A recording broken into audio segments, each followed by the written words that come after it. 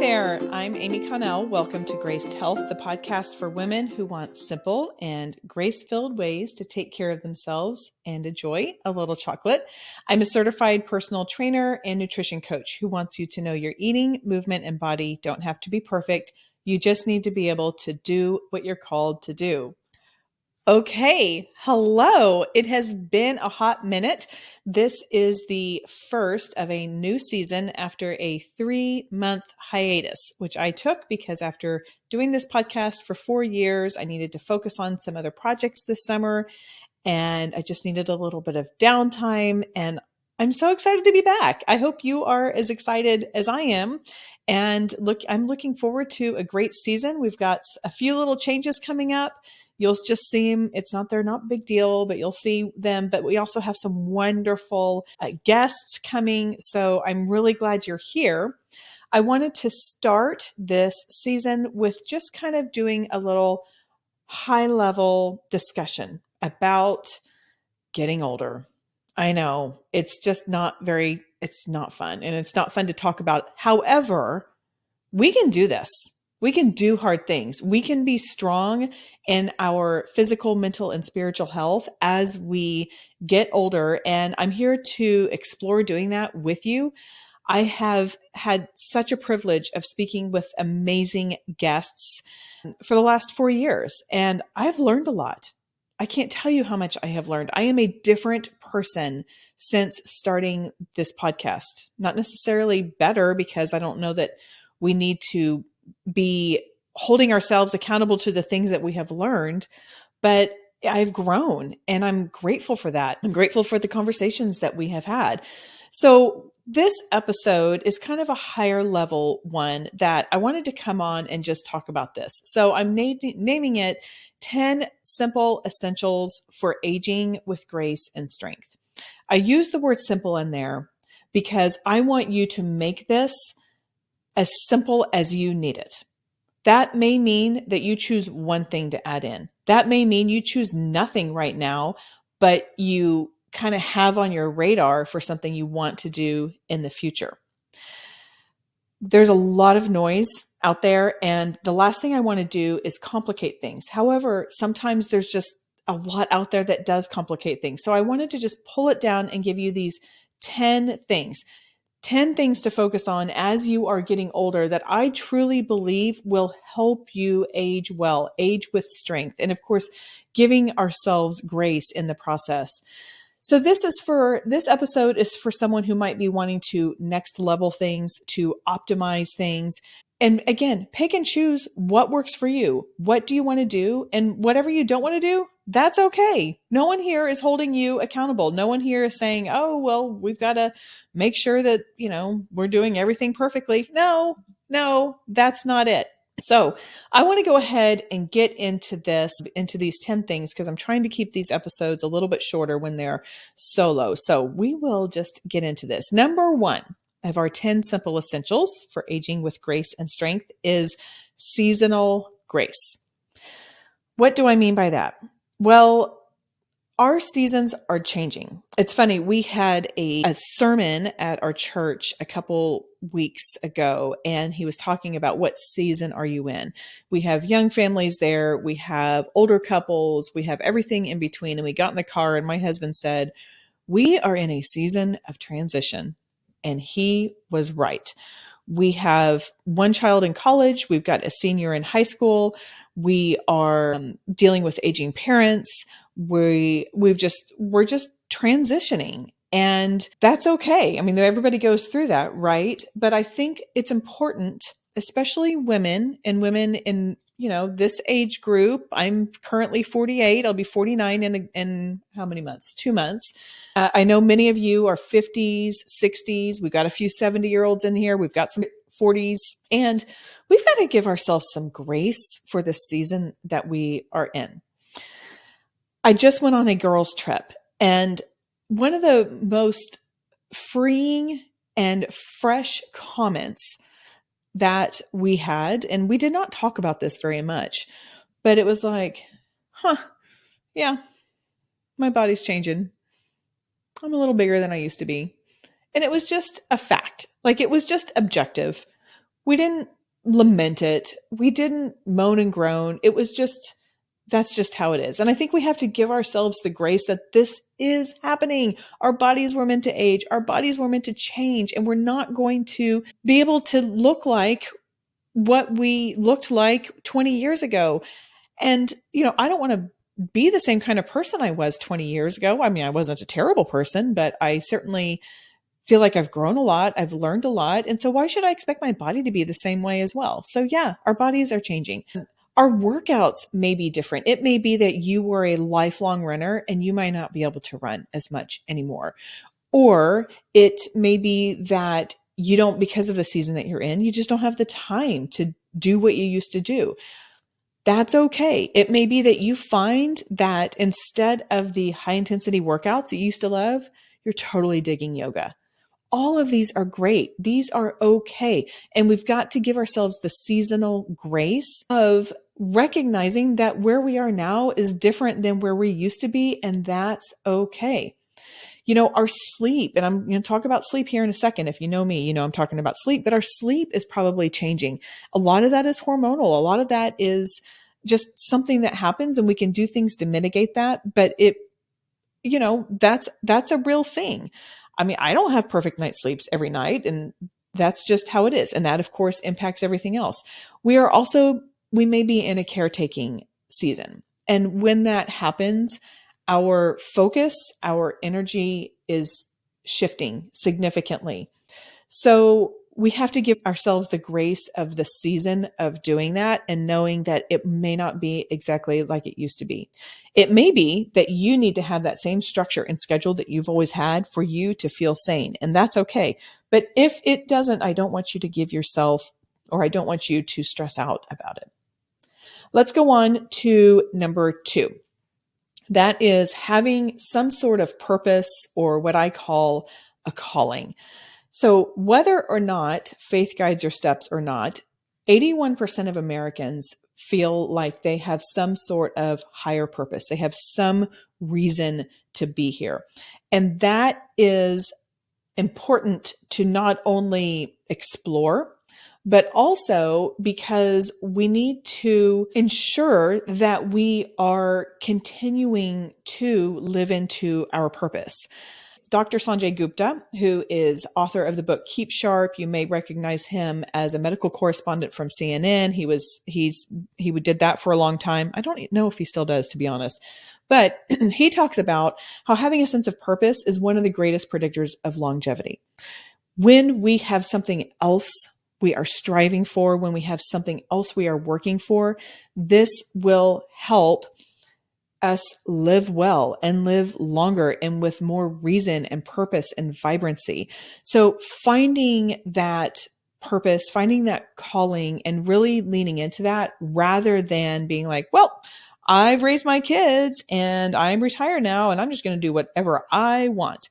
And I want you to feel that to an extent, but don't forget that we are here for a reason. We are here for a purpose. My faith is very important to me, and I feel like God has a purpose for me as well as for you. So remembering that and exploring it. And if you're like, I don't know, I used to think I was supposed to be doing this, and now I think I'm supposed to be doing this. In my opinion, we have lots of different purposes. In fact, in my book, Your Worthy Body, I give 5 callings that we might be able to identify. And we're not going to necessarily have all of them, but it helps prevent us from this pressure of feeling like we have to go do something huge or our purpose is not fulfilled. Number 3, quality relationships. So there are 2 different kinds of quality relationships that I want to dig into here. Some of them are horizontal, and those are our friendships. They might be our relationships or a marriage, our family, like people who we can reach out to love, to be loved by. And those are the horizontal ones. Now, there's also vertical. And by the way, I can't take credit for this. I think I heard it in a sermon. I'm not really sure. So this is not my original idea. But then there are these vertical relationships. Actually, it's one vertical relationship for me. And that is, who do I look up to? And that is one answer, and that is God. Or you can say three, which is the Father, the Son, and the Holy Spirit, but whatever. Just for purposes of keeping it simple, I'm just going to say God. When we are looking up to God and reaching out to our friends, then we make the cross. And that is what allows us to live into the fullness that God has for us when we are being guided by Him and reaching out to others to love and be loved by them. Now, I have seen countless articles recently on how important relationships are, particularly as we age. And if you are sitting here thinking, my friendships have changed so much in this season that I'm in, especially if you are older. And when I say older, I mean like my age. But as your kids are getting older, you are not alone. My circle of friendship has gotten smaller. The people who I see regularly is not as much. It doesn't mean I don't care and love for other people. It's just that I just don't see as many people. And I've heard this as well. One book I want to recommend is The Life Council by Laura Tremaine. The subtitle is 10 Friends Every Woman Needs. One thing I like that Laura has done is she has identified 10 kind of, think of it as a board of directors, a friendship board of directors, and they all fill different roles. So in a board of directors, you might have someone who has a really strong marketing sense or a strong financial sense or a strategic planner. So our friendships can have different purposes and different roles. And I'm just going to read you a couple of these roles that she offers in the Life Council. Like she has the business bestie. So that's like your friend at work, or that friend who, like, I've developed a couple of these recently just as an entrepreneur. You can have the fellow obsessive. Like if you are totally into Yellowstone and you want to obsess about Yellowstone with someone, then this is a fellow obsessive. You have a yes friend. This is the friend who's like, do you want it? Yes. Hey, any interest in? Yes. And you know who's not a yes friend? Me. I am not a yes friend, but I'm okay with that because I feel like I can fill other roles really well. So you don't have to have all 10 of these filled by one person. That's a lot of pressure to put on yourself and another person. So it's okay that your relationships, you're filling those from different people. And in fact, Laura says that, yeah, this is how it should be. And I think when I hear this, it's very freeing to me because, when you're younger, you're like, oh, she's my total bestie. She's my ride or die. And you can have those. But then it's like, but what if that person doesn't believe the same thing that you do? Or what if that person has really no interest in what you do for a living, but they're a lot of fun to go out to dinner with? So that's okay. That's okay. So check that book out if you are interested in learning a little bit more about that. But having quality relationships, super important as we age, because that is what's going to keep us grounded.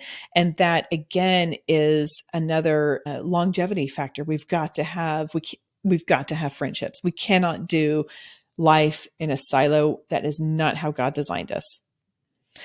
Number 4 is sleep. Okay. So I'm going to try not to get on this preachy about sleep, because y'all know how I feel about sleep and that I am very protective of my sleep, sometimes to a fault. I can tell you that in this menopause phase right now, sleep is impacted and, I'm having to kind of figure that out. But when we are continually sleep deprived, and really even after one night, there are some studies that it shows that it has a negative impact on your health.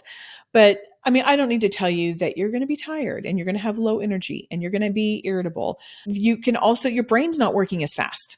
So if you have a big meeting or a big event, or maybe that you're going to sit down and have a difficult discussion from a relationship standpoint, then being sleep deprived is not going to be setting yourself up to feel and function well to do that. It can lower your immune system if you are continually sleep deprived. It elevates your cortisol, which is that stress hormone.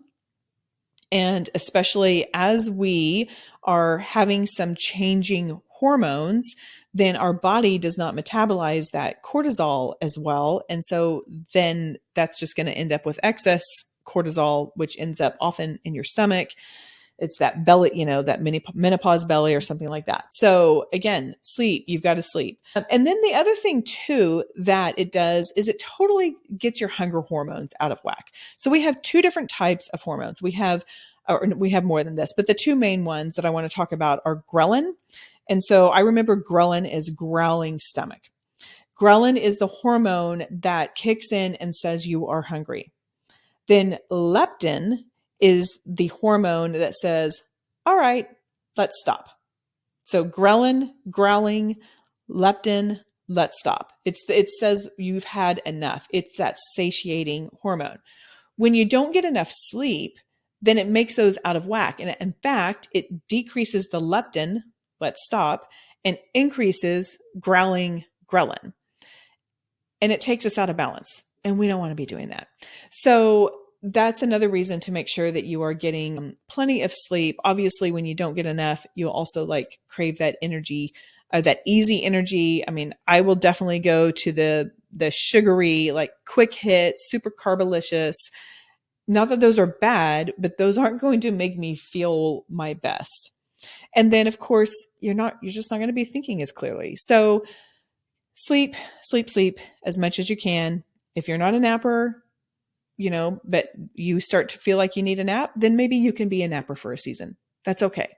Maybe you're going to sleep earlier. Maybe you get an extra 30 minutes in the morning if possible. I mean, you have to maintain control over that, but as much as you can, get some sleep. We did have an episode with Morgan Adams, who is a sleep coach, in season 15, episode 1. I'll put that in the show notes. But if you are like, okay, I'm in here, but my sleep sucks, then you can go listen to that and maybe she'll give you some good advice for that. Number 5, get outside and get some fresh air. And there's a couple different reasons for this. One is to get that vitamin D. Now, we can't get vitamin D if we are slathered in sunscreen. And I got to be honest, I don't know how to rectify this. I hope my dermatologist isn't listening. I do put sunscreen on my face. I don't put it on the rest of my body. I will probably not have great skin in 20 years. And I've just come to terms with that because I want to make sure that I have enough vitamin D. I want to make sure that I'm getting that. And it makes me feel good. My husband has psoriatic arthritis, and he has found when he gets outside probably 3 times a week for about 30 minutes, his arthritis is significantly better. This is why, as much as I would love to, we will never move to a cold climate. He has to have the sun for his health. So, and by the way, I don't know if there's any research. That's just anecdotal. We just figured that out. And so that's what we do. I'm not saying that that's what you should do. I don't want to get over my scope of practice, but get that vitamin D. They say that you can put sunscreen on your face, and then if you can get 15 minutes without sunscreen, then that's enough. So you don't need to go by the beach for 9 hours without sunscreen. I am not saying that, but you can get small increments to do that. So how do I get most of my vitamin D? I get it when I'm on a walk in the morning. The other thing about fresh air is it can have a wonderful impact on your mental health. So even just these little 5-minute walks of getting outside can boost your serotonin levels, which is that feel good hormone that we have.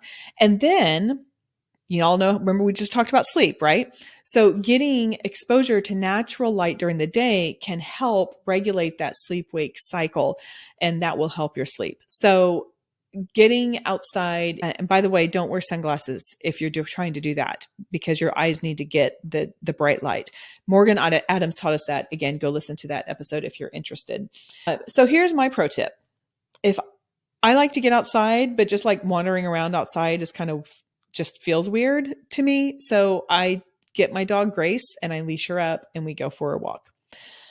And then there's an excuse. It's oh, well, I'm taking my dog on a walk. Now, I have never met a dog that doesn't like a walk. I will say my Grace does not like to go in the mornings anymore, but she's 9 years old. We think she was a stray, so we're not super sure, but she's she's been here around for a while.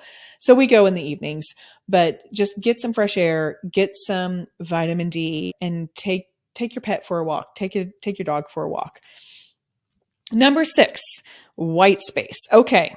If I was like felt preachy when I was talking about sleep, I'm going to preach to myself here. You may be great about white space.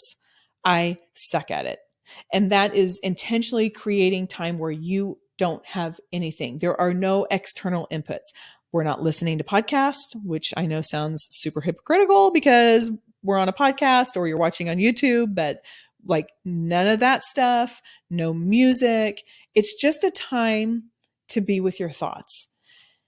I have found that white space is critical to me figuring out, just kind of processing through some thoughts. You can do that like by journaling as well, by the way, like that's fine to have in your white space.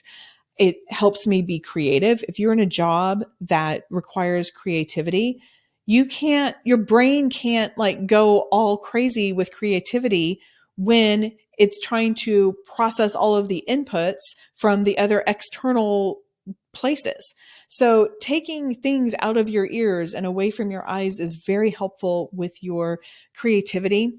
We every now and then will have a challenge on my Graced Health podcast or Graced Health community Facebook group, and we call it Be Still Time. And it's kind of taken from the verse that says, "Be still and know I am God." We go outside for 10 minutes and we just sit with God. And we're not doing a bunch of praises, we're not doing a bunch of prayers, but we're just sitting in the presence of God. And we love it. It's so impactful. So maybe that's something to consider doing. And we'll do another one of those challenges here. So go over to the community group and on Facebook and join. So, white space, again, this is something I need to be better at. And so maybe this is an opportunity for me to figure out how I can ensure that I get the white space that my brain needs. Number 7 of a 10 simple essential for aging with grace and strength is taking care of our mental health. I know I don't need to tell you why this is important. I will say that my mental health has gotten, I don't know if better is the right word, but I just understand the reason, maybe the story behind. I have language for my feelings as I have taken care of my mental health. I did an episode back in season 16 on, I think it was like 10 strategies to take care of my mental health. Those will be in the show notes. You can go listen to those if you are interested. But yeah, take care of your mental health. This is not a surprise. Now I'm going to pause really quickly and say that I put these in, I guess we can call it a priority.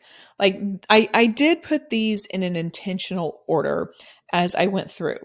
As a personal trainer, I want to just point out that I put number 8, strength training, as number 8. So we are down here. However, I do believe, and this is proven by a lot of research and science, that strength training is critically important, especially as you go through menopause and after menopause. Now, without getting into too much detail about this, basically what is happening is when we have hormone changes, then our bones start becoming weaker if we're not doing something to counteract that. That's why you don't really see osteoporosis in women in their 20s, because you have peak bone mass at age 26. And actually, this was one thing that in my new book that I wrote for young women, I was like, please, please, please start strength training, because this is so good for your bones, and your future self will care. And they probably won't care because, when I was 15, I thought I was invincible. But anyway, so strength training. Okay, I'm going to do a super high level, and I will probably do an entire other episode on this.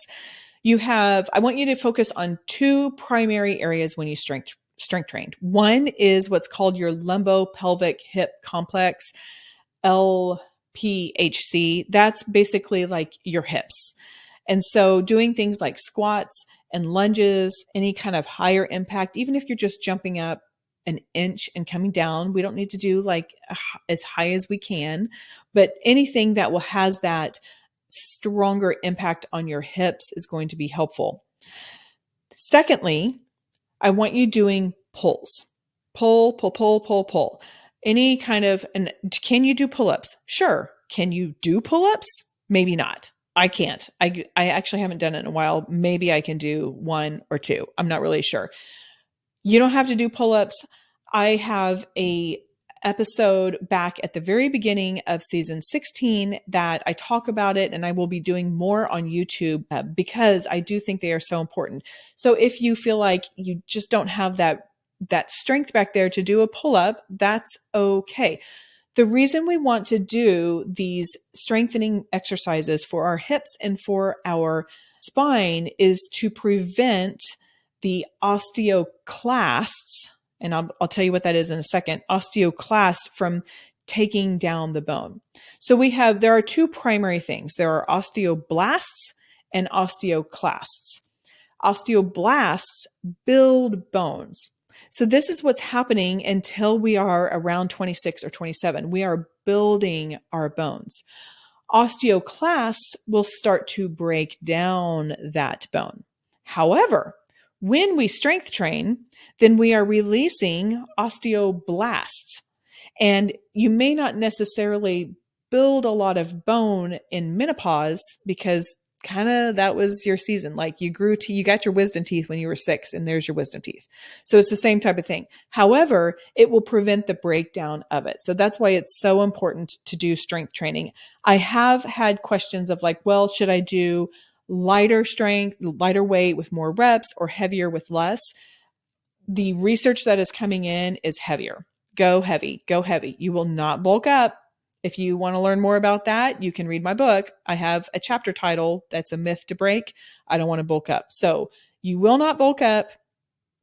Just get in there and lift heavy weights.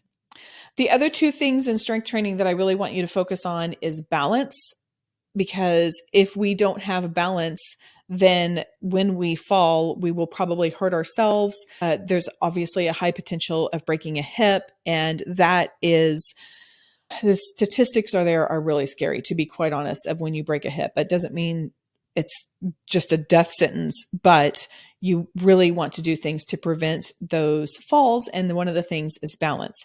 The other thing that I want you to do, and I'm going to get into more of these as we go along through the season, but is the mini muscles. And I have actually 2 episodes on these, and I'll link to it in the show notes. And I don't remember what season it was, maybe 14. But mini muscles are those smaller muscles like around your hip complex. So that's your gluteus medius, your gluteus minimus, those smaller glute muscles. And what those do is it will help your knees. Why? Because if you're thinking about it, your bone, your femur bone, your thigh bone is connected up into your hip complex, and that has to be secure at the top. If it's loose, then that bone will often, think of it as swaying in, and that's what can cause a lot of knee issues. So if you have knee issues, it may be that doing some mini muscle work will be highly beneficial for you. Now, I haven't given a lot of examples on the balance and the mini muscles, but I do have a resource for you, and that is my Be Complete signature program. And you can get that at gracedhealth.com/the letter B complete. That's an acronym for the things that we need to be doing as we get older, but we don't take the time to do. So that's balance, that's core, that's your mini muscles, it's stretching, it's pausing. So we get a little white space in there. It's moving in different directions. And in that, I will strengthen your mini muscles. I will help challenge your balance, which is what we want to be doing as we're getting older from a physical standpoint. So you can go check that out. By the way, it's only $20. It's an online class. You can do it as many times as you want. It's on demand, $20. I have some friends who have an online course, and they asked how much it was. I said, it's $20. They're like, oh my gosh, it needs to be like 5 times that amount. But I don't want it to be, because I believe in it so strongly that I know it will make your body feel great, and I want it accessible. So go grab it. The link is in the show notes. Number 9, Eat a wide variety of plants. Now, by plants, I don't mean just vegetables. Eat a wide variety of vegetables, sure, but that's also things like fruits, nuts, seeds, legumes, any of these, anything that's a plant. Grains. I've been eating oatmeal almost every day and I'm just totally digging it. When we eat a wide variety of plants, that will help a lot of things, but if you really want to boil down to it, it's going to help your gut microbiome. And your gut microbiome does everything from works on your digestive system. It will help your mental health. So again, going back up to the point about mental health, it can help your cognition. I mean, it can help your skin. I mean, just eating a wide variety of plants helps get that gut microbiome flourishing, because that's what we want. We want a lot of different things in there, and just eating the same plants all the time is not going to allow it to have a diverse environment. So that's why you want to have a wide variety of plants. Finally, number 10 is I didn't coin this, but I like the term, so I'm going to borrow it from, and I heard it first at Tim Ferriss, and I don't even know if he did it, but it's nutritional insurance. So that's also like your supplements. It is very difficult to get a lot of the micronutrients that our body needs right now because our soil has been depleted. That's the very quick and dirty way of saying it. So, and also like we kind of have things that we eat, and then it may be that you're a little more sensitive to things. And so it can be difficult to get some of these micronutrients. And that is when your nutritional insurance comes into play. There are 4 that I believe are important for menopausal, postmenopausal women. And that is calcium, vitamin D, omega-3s, and magnesium. We did have a conversation about magnesium back in season 15 with Natalie Gerardo, and she gives you a lot of information about magnesium. She does have a product line that is magnesium lotion, and I love it. I highly recommend it. I will be talking more about calcium and vitamin D and omega-3. Well, definitely calcium and omega-3. I can't remember off the top of my head if I'm talking about vitamin D. So keep listening. In the next several months, I'll be dripping those out. But those are very important to our bone health, to our musculoskeletal health, so like our muscles, to our heart health as we get older. So those, if I were to say like, what do I think you need? It's those 4 things. If you take a multivitamin, just be sure to turn it around and see how much of your recommended daily allowance is in there. It may be that you are not getting as much as you think you are. Also, I do recommend getting supplements that are third-party tested. And this is something that Hallie Brooke talked about in season 13 at the very end, just about how important having third-party tested supplements are, because supplements are not regulated by the FDA, which means you can have more or you can have less. And neither one is good. I mean, you can have too much of a good thing, especially these fat soluble vitamins, then they're stored inside of you. And that off the top of my head is D, E, A, and K, if I remember correctly. The rest of them are, you pee them out. And that's why if you have a lot of B vitamins, you have neon yellow urine. But anyway, get third party tested. It's a little bit more sometimes. I like the safety in it. I like the security of knowing that what's in there, what they say is in there is in there. And the one that I have been using recently, and I get this because it's at my grocery store. It's at HEB, which is where I do my grocery shopping, and it's Garden of Life. So that is NSF tested. NSF is one of the primary third-party testers, and you can go see what all of the products that they have tested and approved are at nsfsport.com. I'm pretty sure that's it. I'm doing that off the top of my head. They also make a protein powder. So that's kind of a little, I've been using their products and I like it. And I don't know. That's just mine. So take it or leave it. There's a lot of different things. Again, the noise can get up there in your supplements. And I just don't want to take the time to do all that. Like just give me something that's third party and that I can grab when I'm getting my bananas. So, okay, we're going to do a really quick recap. Number 1, seasonal grace. Number 2, purpose or calling. Number 3, quality relationships, both vertical in your spiritual life as well as horizontal. Number 4 is sleep. Number 5, getting outside, getting some fresh air. Number 6 is white space. Number 7 is mental health. 8 is strength training. 9 is eating a wide variety of plants. And 10 is nutritional insurance or supplements. And I'm going to tell you, I'm very proud of myself for not trying to go into more detail as I did the recap, because I have a tendency to do that. But these are the things. Again, pick what works for you.